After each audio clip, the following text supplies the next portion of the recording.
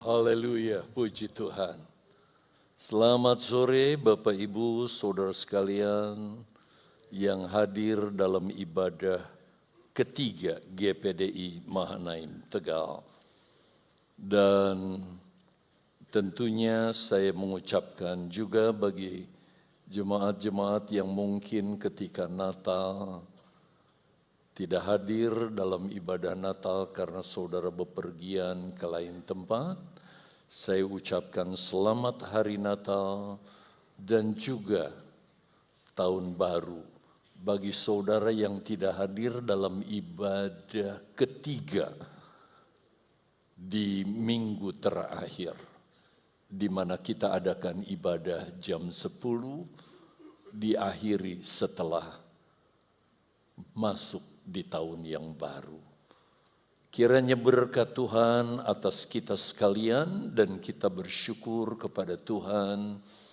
Kita sudah dihantar oleh Tuhan di hari yang ketujuh di tahun yang baru, tahun 2024. Di mana kita akan mengakhiri sebentar hari yang ketujuh dan memasuki hari ke-8. Bersyukur kepada Tuhan untuk anugerahnya, dan dalam kesempatan ini saya ingin menyampaikan khotbah dengan tema kesempatan. Seperti yang saudara lihat di caption, berbicara tentang kesempatan adalah merupakan nasihat yang disampaikan oleh Rasul Paulus kepada jemaat yang dia layani. Bahwa hari-hari di mana kita biasanya memasuki tahun yang baru, kita selalu diingatkan, bukan, oleh setiap pembicara yang diberi kesempatan berdiri di mimbar ini, bahwa dengan kita meninggalkan tahun yang lama masuk tahun yang baru, berarti kita 1 tahun berkurang usia kita. Bukan? Sebab manusia sudah dapat paket waktu dari Tuhan. Berarti dengan berkurang 1 tahun, kita semakin sedikit peluang untuk hidup di muka bumi ini. Dan dengan kita meninggalkan tahun yang lama masuk tahun yang baru, kita justru semakin dekat dengan kedatangan Yesus kedua kali. Itu sebabnya sehubungan dengan waktu yang semakin pendek yang kita miliki, kita harus tahu menggunakan waktu yang kita miliki yang semakin pendek itu sebagai peluang, sebagai kesempatan untuk kita benar-benar menjadi pengikut Yesus yang kokoh, kuat, berdaya tahan. Sehingga ketika Yesus datang kedua kali, atau minimal Yesus datang secara pribadi kepada kita dan memanggil kita, kita sudah siap untuk bertemu dengan Yesus. Kalau kita tidak menggunakan kesempatan itu, kita akan menyesal selama-lamanya.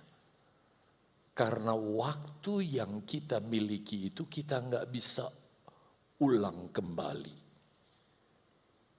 Kalau paket waktu kita habis, atau kalau waktu Yesus datang kembali itu tiba, maka keadaan kita dan bagaimana kondisi kita, itulah yang akan menentukan kita.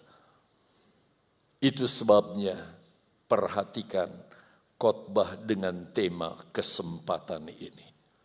supaya sungguh-sungguh hari-hari ke depan yang kita jalani kita semakin bijak. Mari seperti yang saya sudah tulis di bawah tema tadi, yaitu 2 Petrus pasal 3 ayat yang ke-14 dan ayat 15 menjadi pokok bahasan kita. Sedianya sih harusnya dari ayat pertama sampai ayat terakhir, satu pasal yang perikopnya menjelaskan tentang kedatangan Yesus kedua kali itu. Itu kita baca sepenuhnya. Tetapi tidak mungkin untuk menyingkat waktu kita hanya akan perhatikan ayat 14-15. Kalau saudara bawa Alkitab, silakan buka Alkitab saudara. Entah medianya apa, atau kalau Alkitab saudara seperti saya sekalipun, Alkitab yang dianggap jadul saudara. Karena inilah gaya yang paling lama ya. Sekarang ada di HP, ada di tape, dan bermacam-macam media.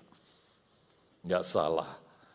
Tetapi mari kita lihat ayat itu dan saya ingin membaca untuk kita semua. Saya sudah sediakan ayatnya.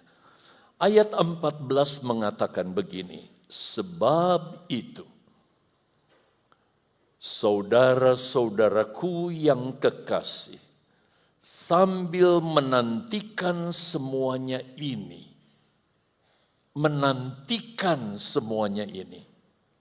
seperti yang saya sudah jelaskan tadi di prakata saya, yang pertama menantikan Yesus datang kedua kali, atau kalau dia belum datang, menantikan saat kematian menjemput kita. Apa yang harus kita lakukan?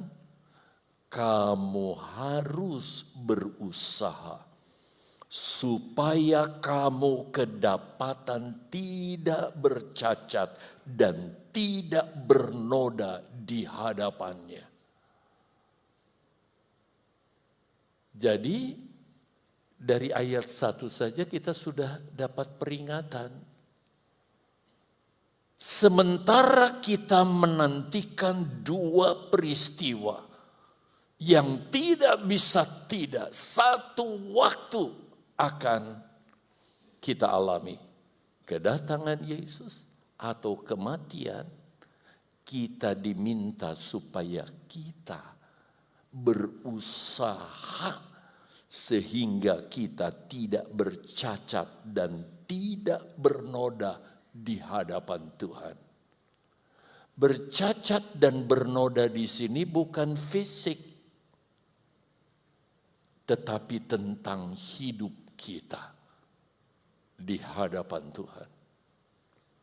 Usahakanlah hari-hari ke depan yang kita jalani supaya kita ketika bertemu dengan Tuhan, entah lewat kedatangannya kedua kali atau kematian secara pribadi, kita dalam keadaan tidak bercacat dan bernoda di hadapan Tuhan. Dalam perdamaian dengan Dia, bukan lagi konflik, bermusuhan karena dosa, tetapi sudah diperdamaikan. Sebenarnya selesai khotbah pasal yang ayat yang pertama, yaitu di ayat yang ke-14 ini. Bukan, saya sudah jelaskan. Tapi mari kita lihat juga ayat yang ke-15. Ayat 15 mengatakan begini, anggaplah kesabaran Tuhan kita sebagai kesempatan untuk beroleh selamat. Kalau hari-hari yang kita jalani ternyata Yesus belum datang kedua kali, dan kita sehat, segar, bugar, nggak alami sakit, nggak alami masalah saudara. Bahkan mungkin diprediksi dari lihat kesehatan kita, oh kita masih bisa bertahan hidup puluhan tahun ke depan. Tetapi kalau itu betul kita alami, kita belum alami kematian dan juga Yesus belum datang kedua kali, gunakan itu, anggap itu sebagai kesempatan. Jadi jangan justru sia-siakan waktu dengan kita saudara mengumbar hawa nafsu, berbuat dosa, melakukan kejahatan. Tetapi lakukanlah segala sesuatu yang menyenangkan Tuhan dan berkenan kepada Tuhan. Sehingga ancaman maut, kebinasaan, mungkin saya lebih terus terang, neraka itu tidak akan menyentuh kita. Karena kita kedapatan di mata Tuhan berkenan. Lalu diteruskan oleh Rasul Petrus, di mana dia mensitir nasihat-nasihat Rasul Paulus dalam buku-bukunya yang mengingatkan jemaat baik di surat Tesalonika, Korintus, Kolose dan berbagai surat yang Paulus kirim kepada jemaat. Dengan nasihat yang sama seperti yang Rasul Petrus sampaikan kepada jemaat. Nah, Bapak Ibu Saudara yang dikasihi Tuhan, kalau kita mendapat kesempatan yang baik menerima nasihat seperti ini, jangan satu pun di antara saudara yang tutup telinga. Nah, saya nggak mau dengar khotbah kayak begini. Apalagi saudara seolah-olah menghindari sehingga saudara nggak mau peduli dengan khotbah ini dan saudara main HP. Tetapi saya memohon kepada saudara, gunakan kesempatan yang baik ini. Dengar sungguh-sungguh firman Allah dari awal sampai akhir. Walaupun saudara, beberapa hari ini memang kita tahu saudara kondisi cuaca begitu panas ya. Selain itu juga ada masalah dengan kelistrikan GPDI Mahanaim, sehingga kalau tidak salah AC yang bekerja hanya 2 gitu. Mungkin itu mengganggu saudara, tetapi jangan sampai saudara abaikan firman Allah ini.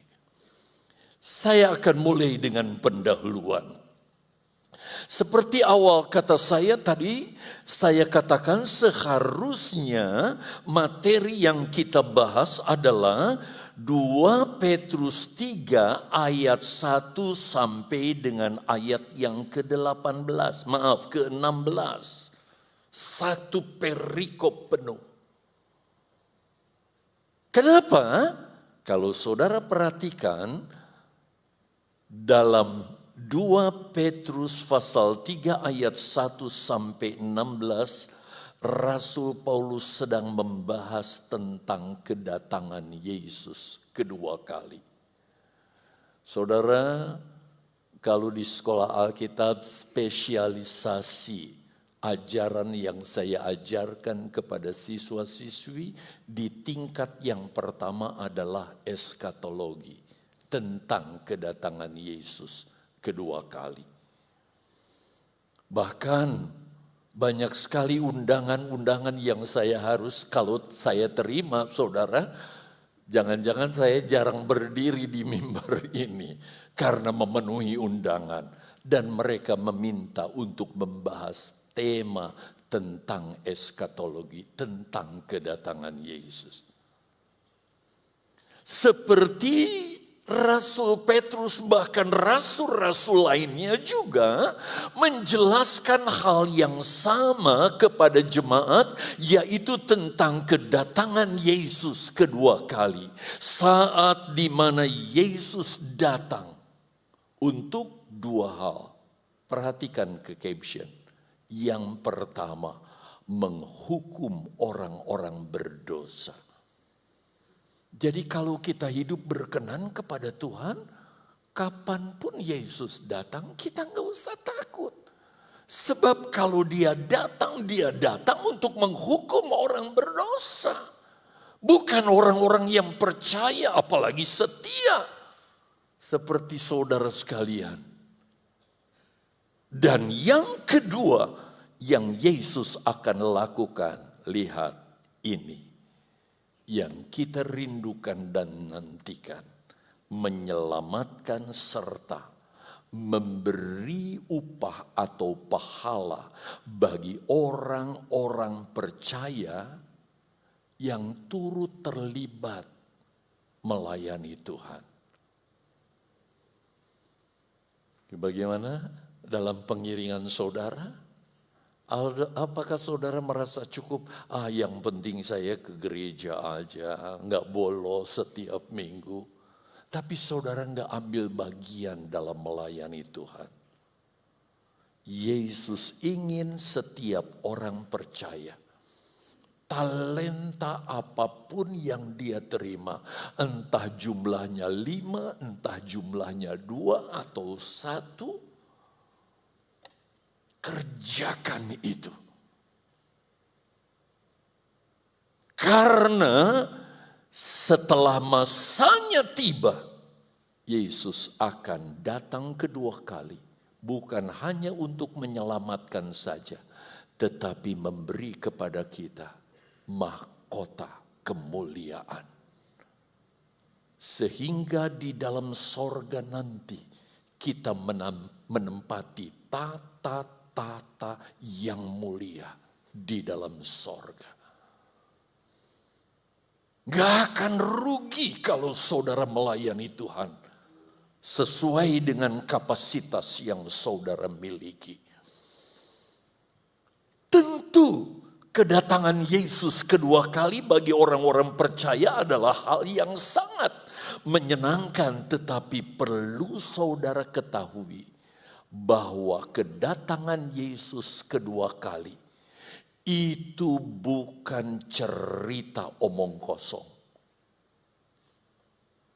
Sehingga walaupun saudara sudah dikhotbahkan begitu rupa bahwa kedatangan Yesus sudah dekat, tetapi saudara melihat ternyata semua oke aja, enggak masalah tuh. Tapi jangan sampai tersirat sedikit pun dalam batin saudara. Rupanya apa yang dikhotbahkan pendeta itu cuma omong kosong. Dongeng melulu.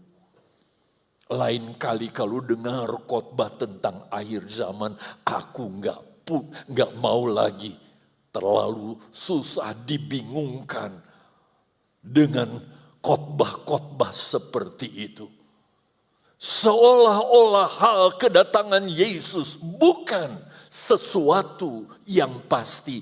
Tetapi dari mimbar ini saya ingin katakan bahwa kedatangan Yesus kedua kali itu adalah sesuatu yang pasti.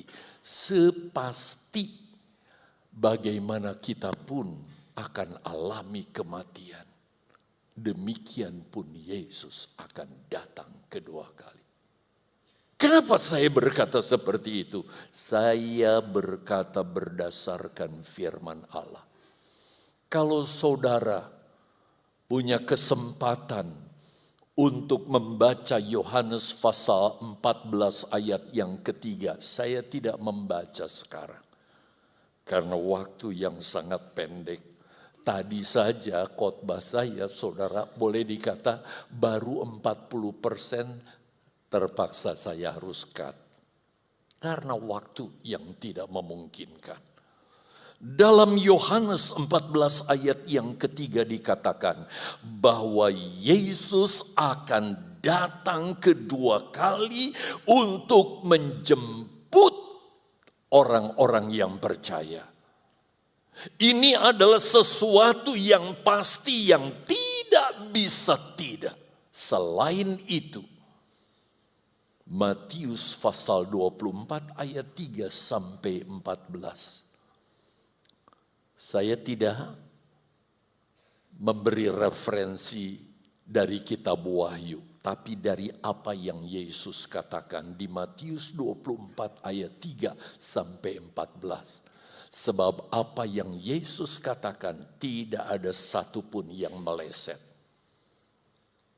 Di mana Yesus berkata bahwa menjelang kedatangan Yesus akan didahului dengan tanda-tanda yang menandai kedatangannya kedua kali.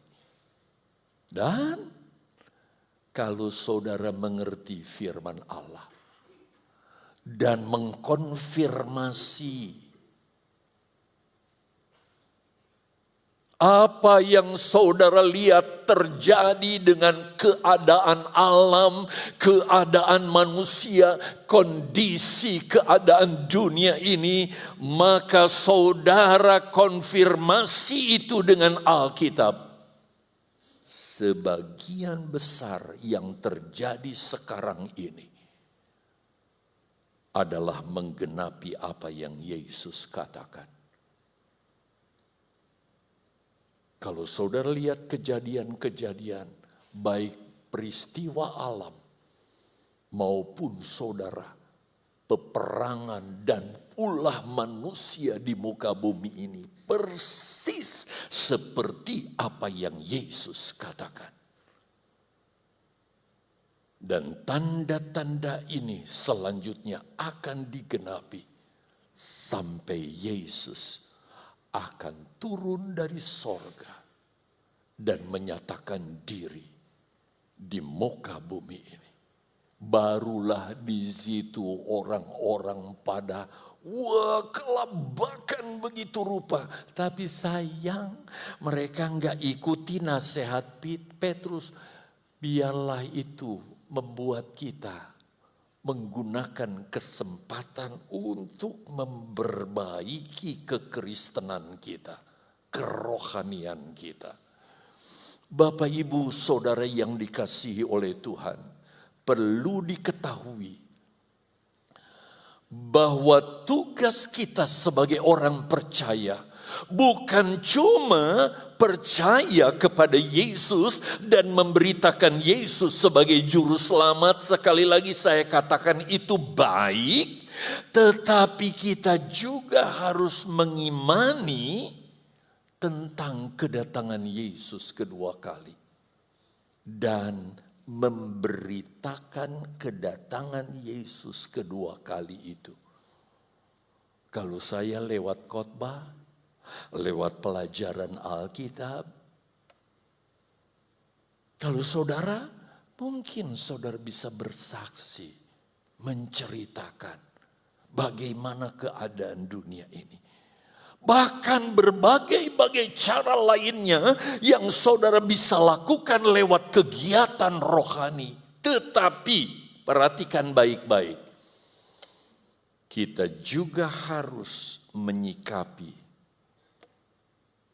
dengan positif tentang kedatangan Yesus kedua kali. Kita harus menyikapi kedatangan Yesus kedua kali itu dengan cara yang benar. Jangan sampai menyimpang dari apa yang Yesus inginkan. Apa maksud saya mengatakan hal ini? Karena saudara perhatikan, walaupun berita kedatangan Yesus kedua kali terus kita beritakan, terus saya khotbahkan kepada jemaat seperti sekarang ini. Tetapi kenyataannya Yesus belum juga datang, bukan? Mungkin kita masuk di bulan Februari nanti, lalu bulan selanjutnya, bahkan kita melewati 2024, lalu mau masuk 2025, Yesus juga tanda-tanda kedatangannya belum. Sinyal kedatangannya belum semakin nyata. Rasanya biasa-biasa saja. Itu sebabnya saudara tidak sedikit jemaat yang salah menyikapi berita kedatangan Yesus kedua kali ini. Ketika saya khotbahkan tentang kedatangan Yesus kedua kali, ternyata perjalanan hidup saudara aman-aman saja tuh. Lalu kita menyikapi dengan cara negatif. Bagaimana tuh khotbahnya? Itu orang di Mahanaim itu loh. Yang rambutnya udah putih semua. Bahkan ada yang bilang kayak calon presiden nomor 3 aja. Lalu mereka mulai acuh, gak peduli saudara. Dengan berita kedatangan Yesus. Maka dari itu perhatikan. Ada jemaat yang karena belum melihat kenyataan langsung saudara, mereka lalu menjadi bimbang, menjadi ragu tentang kedatangan Yesus kedua kali. Itu sebabnya saya katakan hati-hati dalam menyikapi ini. Berita tentang kedatangan Yesus kedua kali tidak boleh sampai dihentikan dan tidak lagi diberitakan kepada jemaat. Ngeri sekali kalau saudara berjemaat di gereja yang cuma memberitakan berkat-berkat, mujizat-mujizat. Betul, itu Alkitabiah. Tetapi kita harus memberitakan firman Allah secara lengkap. Termasuk tentang kedatangan Yesus kedua kali. Karena kalau tidak, bahkan saudara lihat ada pula jemaat yang karena kecewa. Wah, saya sudah begitu rupa hidup, ternyata Yesus gak datang. Lalu apa yang mereka lakukan? Mereka menjadi, sudah dilihat di caption? Pengejek-pengejek. Dan jangan kaget kalau pengejek-pengejek itu bukan mereka yang dandanannya berbeda dengan kita, yang janggutnya segini, saudara, bukan. Tidak sedikit anak-anak Tuhan, orang Kristen, bahkan ada pelayan-pelayan Tuhan yang justru bersikap mengejek-ejek firman Allah. Khususnya tentang kedatangan Yesus kedua kali. Ini saya buktikan. Yuk, lihat saudara. 2 Petrus pasal 3 ayat yang ketiga. Itu sebabnya saya katakan harusnya kita baca dari ayat 1 sampai ayat 16. Tapi enggak mungkin kan saya hanya mengangkat beberapa ayat yang saya rasa penting. Yang terutama harus kamu ketahui ialah bahwa pada hari-hari zaman akhir, yaitu hari-hari di mana kita hidup sekarang ini, akan tampil, semua jawab, pengejek-pengejek. Dengan ejek-ejekannya, yaitu orang-orang yang hidup menuruti hawa nafsunya. Kristen, pelayan Tuhan, tapi hidup dalam kedagingan, dalam hawa nafsu. Sehingga dia melecehkan khotbah tentang kedatangan Yesus kedua kali. Dijadikan bahan tertawaan, dijadikan bahan ejekan. Bahkan kalau kita lihat pindah ke ayat 4. Silakan geser ke ayat 4. Kata mereka, di manakah janji tentang kedatangannya itu? Kalau tetangga sebelah nggak ngerti masalah ini, saudara. Nggak tahu. Yang tahu bahwa Allah berjanji tentang kedatangannya ya orang Kristen yang pernah dengar firman Allah. Tapi kemudian mereka jadi pengejek. Sebab sejak bapa-bapa leluhur kita meninggal. Jadi dari para orang tua, pendahulu-pendahulu. Segala sesuatu tetap seperti semula. Kayak nggak ada perubahan apa-apa. Pada waktu dunia diciptakan. Mengejek-ejek. Saya nggak tahu apakah ada di antara kita yang pernah melakukan hal ini. Sehingga ada seorang pelayan Tuhan namanya Asaf. Ada di sini jemaat yang bernama Asaf. Saya rasa mungkin nggak ada ya, sebab jangan-jangan nanti orang salah ngomong, dibilang Asap. Asaf. Di mana seorang pelayan Tuhan yang bernama Asaf ini, dia hampir terkecoh karena melihat orang yang berbuat kejahatan, saudara. Tetapi sepertinya Tuhan kok nggak hukum. Jelas nyata-nyata perilakunya melakukan kejahatan. Tapi kayaknya Tuhan biarkan, kok enggak dihukum. Tetapi sebaliknya orang itu kelihatannya senang, sehat, sejahtera. Sampai Asaf, perhatikan kepada saya, sampai mau ikut-ikutan dengan gaya hidup orang Kristen seperti itu. Katakanlah saya pakai istilah orang Kristen. Dia pelayan Tuhan.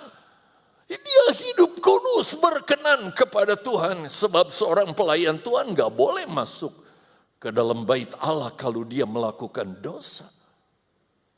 Tetapi ketika dia melihat orang berbuat itu, sampai dia mau terseret. Nah rasanya kalau saya cuma baca saudara seperti ini, saudara sulit mengerti detailnya. Saya akan baca saja sebatas di mana kita melihat saudara bagaimana pengertian tentang keadaan Asaf supaya benar-benar ini menjadi masukan buat kita sehingga kita bukan orang Kristen yang melecehkan firman Allah khususnya tentang kedatangan Yesus kedua kali. Kita mulai dengan ayat 1. Mazmur Asaf. Jadi Mazmur ini ditulis liriknya, lagunya juga oleh Asaf. Sesungguhnya Allah itu baik bagi mereka yang tulus hatinya, bagi mereka yang bersih hatinya. Asaf mengatakan begitu, bahwa Tuhan itu adalah Allah yang baik bagi mereka yang tulus, yang bersih hatinya, yang gak berbuat dosa, yang gak melakukan neko-neko dalam hidupnya. Ayat 2. Tetapi, kalau tadi di ayat 1, dia puji Allah, karena Allah selalu memperhatikan orang-orang yang berbuat baik, yang tulus hati dan suci hatinya. Tetapi, kenapa tetapi? Aku sedikit lagi, maka kakiku terpeleset. Ini bahasa ilustrasi. Nyaris aku tergelincir. Nyaris Asaf jatuh ke dalam kebinasaan. Kenapa? Lihat ayat 3. Sebab aku cemburu kepada pembual-pembual. Aku cemburu kepada orang yang suka bohong. Bagaimana di gereja? Ada jemaat yang suka bohong.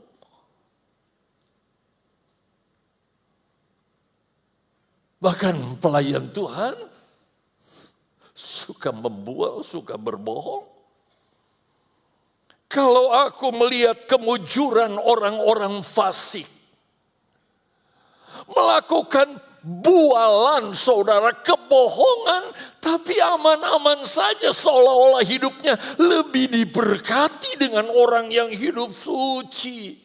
Bahkan seringkali orang yang hidup sesuai firman Allah alami banyak cobaan, tapi si pembual-pembual ini rasanya aman-aman aja.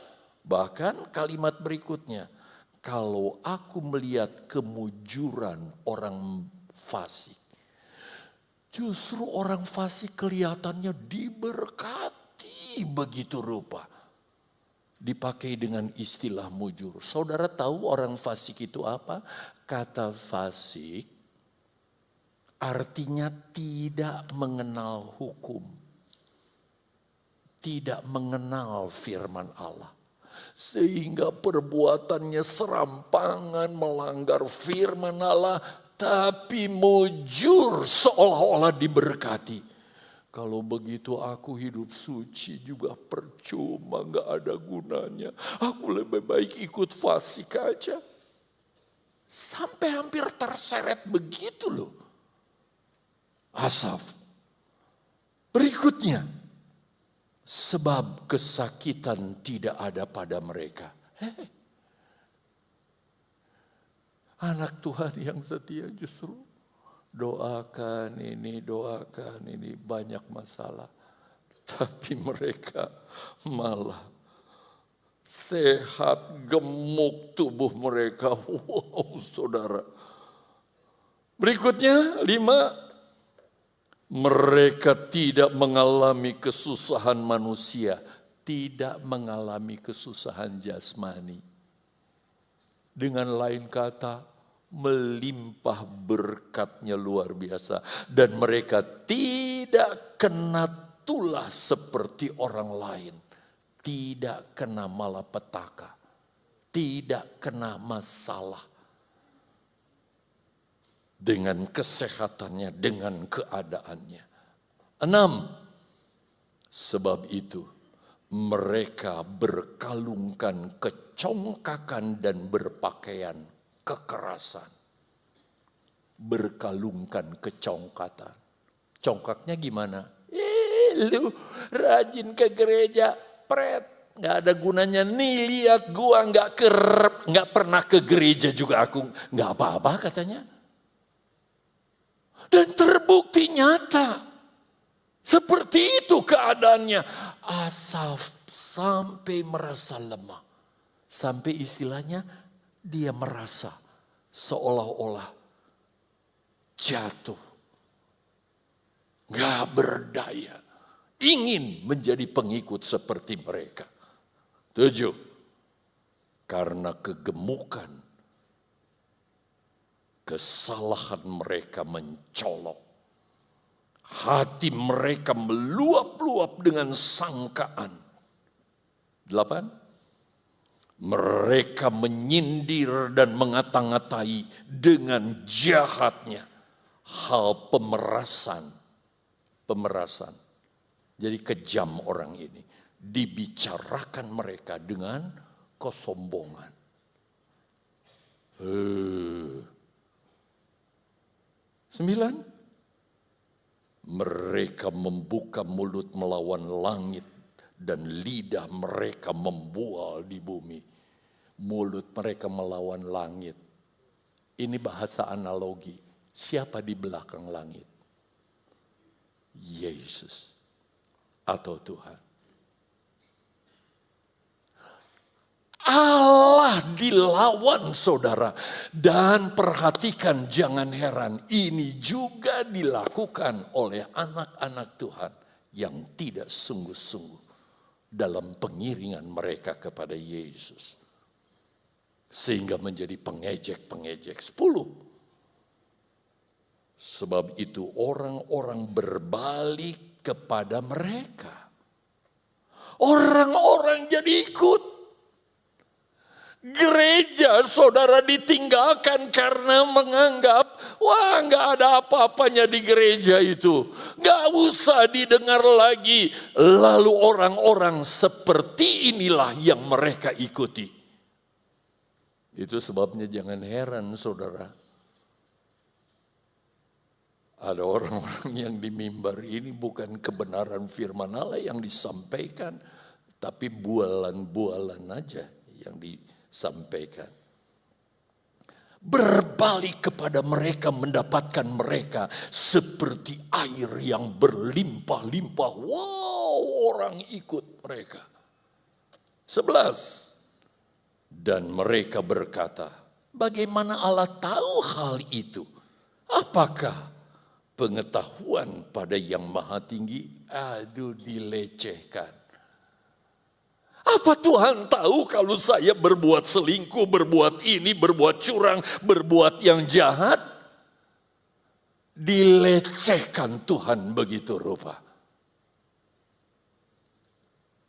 Sehingga mereka bebas berbuat dosa tanpa merasa bersalah. 12. Sesungguhnya itulah orang-orang fasik. Mereka menambah harta benda dan senang selama-lamanya. Harta benda makin melimpah karena kejahatan yang dilakukan. Dan kelihatan mereka enjoy, senang, gak ada masalah hidup mereka. Anak Tuhan banyak cobaan. Asap hampir tergelincir, tetapi mari sabar sedikit saudara. Kita lihat ayat yang ke-13. Sia-sia sama sekali aku mempertahankan hati yang bersih. Dianggap kalau Kristen hidup kudus, benar, takut akan Allah, melakukan pelayanan, pekerjaan Tuhan, bahkan berkorban untuk pekerjaan Tuhan. Dianggapnya itu merupakan hal yang sia-sia. Dan membasuh tanganku tanda tak bersalah, hidup kudus sepertinya menjadi sia-sia. 14. Namun sepanjang hari aku kena tulah dan kena hukum setiap pagi. Seolah-olah hidup kudus, hidup sesuai firman Allah itu gak ada gunanya. Sia-sia, dianggapnya begitu saudara. Karena melihat pengejek-pengejek ini. Dan ini ayat terakhir kita. Seandainya aku berkata, aku mau berkata-kata seperti itu, maka sesungguhnya aku telah berkhianat kepada angkatan anak-anakmu. Syukur kepada Tuhan. Asaf akhirnya dia mengerti, sadar. Hampir katanya dia terpeleset. Saya berharap jemaat GPDI Mahanaim menjadi jemaat yang kokoh kuat. Itu sebabnya apapun yang terjadi, imani saudara firman Allah yang disampaikan kepada kita. Dan tetaplah setia hidup di dalam kekudusan. Saya ingin lanjutkan nasihat Rasul Petrus. Kalau Yesus belum datang kedua kali, saudara, jangan berpikiran negatif. Berpikirlah positif. Kalau Yesus belum datang kedua kali, saya pun masih dikasih kesempatan hidup. Saudara, biarlah kita gunakan kesempatan yang berharga ini untuk kita semakin hidup kudus, berkenan kepada Tuhan, tidak bercacat dan bernoda di hadapannya. Gunakan kesempatan. Jadi kalau Tuhan hantar kita di tahun yang lama masuk tahun yang baru dan hari yang ke-7 kita sudah jalani, besok kita masuk hari ke-8. Jalani hari ke depan, hari ke-8 dan seterusnya. Sesuai firman Allah. Kalau mungkin di 2023 ada banyak cacat, ada banyak celah, ada banyak kekurangan, kesalahan yang kita lakukan, baik sengaja ataupun tidak. Di tahun yang baru ini, mari jemaat Mahanaim, kita semakin hidup berkenan kepada Tuhan. Sesuai dengan firman-Nya. Merajinkan diri beribadah, dengar firman Allah baik-baik dan lakukan firman Allah dengan sungguh-sungguh. Di akhir tahun saya katakan, kalau saudara lihat catatan hidup kita di 2023, mungkin banyak bolongnya kita nggak ke gereja. Tapi biarlah kalau kita diberi kesempatan hidup di 2024, yuk jalani tahun yang baru ini dengan lebih sungguh-sungguh dalam ibadah kita kepada Tuhan. Bapak, Ibu, Saudara yang dikasihi oleh Tuhan, inilah maksud daripada firman Allah. Yang pertama saudara lihat, biarlah kehidupan kita tidak membiarkan diri kita dinajiskan dengan berbagai-bagai dosa yang bisa menodai kehidupan kita. Kalau kita sudah disucikan oleh darah Yesus, lihat ke depan, kita diundang untuk mengingat karya Yesus, dosa kita yang sudah diampuni itu. Biarlah kita pertahankan, jaga, pelihara. Untuk kita tidak menajiskan diri kita dengan cara hidup kita adalah hidup dengan tak bercacat dan tak bernoda di hadapan Yesus. Tadi pagi saya ambil contoh dan contoh ini saya angkat lagi. Semua sudah tahu kan tentang kisah anak terhilang yang pada Natal lalu didramakan, bukan? Bagaimana si anak bungsu, kalau dalam kisah kan cuma satu anak. Kalau kita lihat di Alkitab, anak kedua, anak bungsu ini. Karena kelalaian hidupnya, dia hidup berfoya-foya menikmati kesenangan dunia. Sampai pada akhirnya semua kekayaannya habis ludas. Dan dia menjadi penjaga babi. Ketika lihat babi makan, dia ngiler karena perutnya menuntut untuk diberi makan. Dia lihat kiri kanan ada juragannya enggak. Mungkin kalau dulu belum ada CCTV ya. Dia pengen makan. Aduh, masa sih aku makan makanan babi di rumah papaku, aku enggak diperlakukan seperti ini. Lebih baik aku pulang ke rumah papa. Dia pun akhirnya bertekad, saya singkatkan kisahnya. Dia berusaha pulang, tapi hatinya dakdikduk, saudara. Iya kalau papaku mau terima, tapi kalau papaku berkata, pergi aku gak kenal kamu. Lalu dia ambil standar yang paling rendah. Papa, walaupun aku anakmu, aku gak diperlakukan anak juga gak apa-apa. Jadikan aku hamba seperti hamba-hamba yang lain. Itu konsepnya. sehingga dia beranikan diri pulang.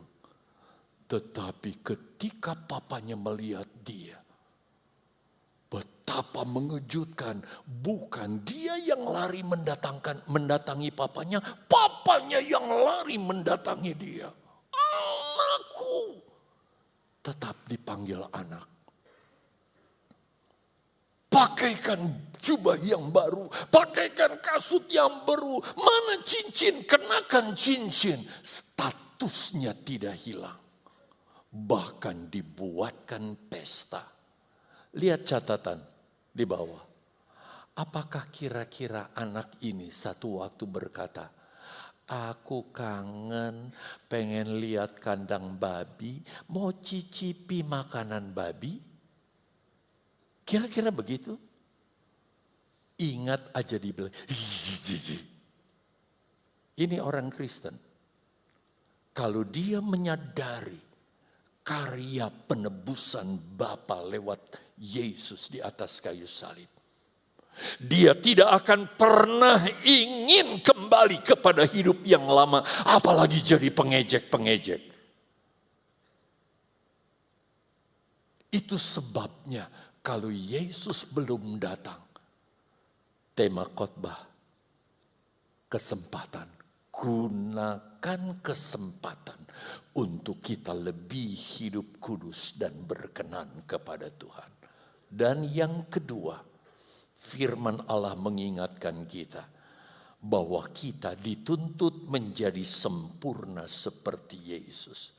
Bapak Ibu, keselamatan itu gratis. Adalah pemberian Allah secara cuma-cuma. Seperti Bapa yang memberikan pakaian baru kepada anaknya, cincin baru, kasut yang baru, bahkan status anak enggak diambil oleh si Papa. Gratis. Tetapi anak itu untuk tidak kembali ke kandang babi, dia harus pertahankan diri. Walaupun sebagai nostalgia, ingin lihat aja nih, nggak mau aku. Aku ingin menyenangkan Bapakku. Saudara yang dikasihi oleh Tuhan, itu sebabnya kita sebagai orang-orang yang percaya, dalam kesempatan yang Tuhan berikan di tahun 2024 ini, yuk kita gunakan waktu yang Tuhan berikan dengan berusaha. Tadi pagi saya katakan, kalau rasanya males mau ke gereja, sudahlah, minggu ini absen dulu. Firman Allah menasehati kita. Berusaha. Kita lawan. Aku mau tetap beribadah kepada Tuhan. Kita dituntut untuk berusaha sampai kita tidak bercacat dan bernoda sama seperti Yesus. Hal ini tidak terjadi dengan sendirinya. Di rumah saudara tenang-tenang, ongkang-ongkang kaki sambil baca HP, nggak ke gereja, nanti saya akan sempurna dengan sendirinya.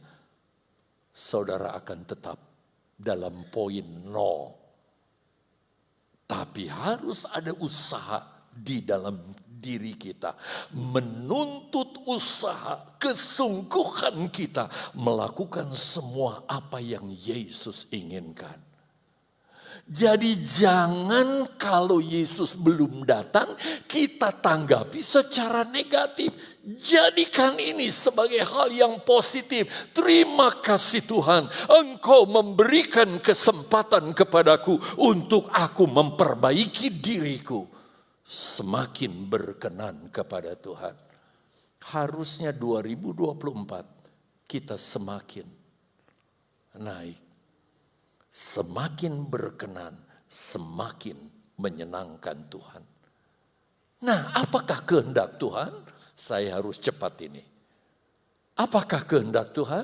Saudara lihat ayat ini. Matius 5 ayat 48. Supaya cepat, Saya ajak saudara baca bersama ayat ini. Langsung saja dari caption. 2, semua baca ya. 2, 3. Karena itu haruslah kamu sempurna sama seperti Bapamu yang di sorga adalah. Ini targetnya Yesus. Jadi nggak akan datang dengan sendirinya. Keselamatan itu sudah diberi, tetapi untuk menjadi sempurna sama seperti Yesus. Menuntut usaha kita begitu rupa. Yang dimaksud sempurna di sini, saudara, bukan fisik kita, bukan jasmani kita, tetapi rohani kita. Khususnya karakteristik kita sampai kita mencapai kasih seperti Yesus adalah kasih.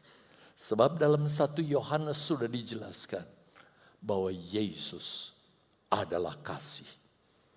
Untuk itu saudara, kalau saudara membaca ayat ini, 1 Yohanes 4 ayat 8-16, barang siapa tidak mengasihi, ia tidak mengenal Allah, sebab Allah adalah kasih. Jadi kalau ada orang Kristen, siapa orang Kristen? Sudah pasti ya, termasuk saya, kita. Maka ukuran kekristenan bukan seberapa kaya orang itu, tetapi apakah kita memiliki kasih atau tidak. Sebab ini yang saya katakan tadi. Barang siapa tidak mengasihi, artinya nggak punya kasih dalam dirinya. Ia tidak mengenal Allah. Kenapa? Sebab Allah adalah kasih. Kalau saudara mengaku, saya kenal Yesus, Yesus ada di dalamku, aku sudah ditebus oleh darah Yesus, aku milik Yesus. Tetapi nggak ada kasih dalam diri kita, aduh, kita pembual besar saudara. Dan posisi kasih itu, wah, jemaat Mahanaim sudah hafal dong mestinya yang begini. Ya, 2 Petrus pasal 1 ayat 5-8. Tapi untuk menyingkat waktu saya langsung ajak saudara kepada tingkatan kualifikasi kekristenan kita sampai kita menjadi sama seperti Yesus. Ini dia gambarnya. Harusnya sih dimulai dari yang pertama ya. Nggak langsung begini. Bisa? Ya ampun. Yang pertama dulu. Dari yang pertama iman. Ditambah di atas iman kebajikan. Yang pertama bro. Tolong.